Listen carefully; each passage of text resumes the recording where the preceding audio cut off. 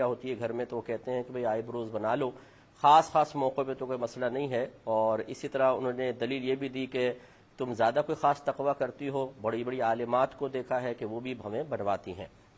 دیکھیں مسئلہ یہ ہے کہ نبی کریم صلی اللہ علیہ وسلم کے فرمان ذیشان کے مطابق جو عورت حسین بننے کے لیے بھووں کے بال نوچے اس پہ اللہ کی لعنت ہے۔ تو اس لیے حسین بننے کے لیے علماء نے فرمایا کہ اگر کوئی کسی کی بھویں بدنما محسوس ہوتی ہیں تو خوشنمائی کی طرف مائل کرنے کے لیے، بلکہ بدنمائی سے یوں کہیں کہ بدنمائی سے اپنے آپ کو بچانے کے لیے آئی بروز بنوانا کی اجازت ہوگی، لیکن پہلے ہی قبول صورت ہیں خوبصورت بننے کے لیے یا خوبصورت ہیں مزید خوبصورت بننے کے لیے کریں تو نبی کریم صلی اللہ علیہ وسلم نے منع فرمایا ہے۔ اور اگر کوئی بالفرض اگر کوئی ایسی ہیں بھی کوئی خاتون کہ جن کو دیکھ کر آپ دلیل بنانے کی کوشش کر رہے ہیں تو شریعت ان خاتون کی نہیں ہے، شریعت ہمارے نبی کریم صلی اللہ علیہ وسلم کی ہے، انہی کو فالو کیا جائے گا۔ ایک انہوں نے کہا کہ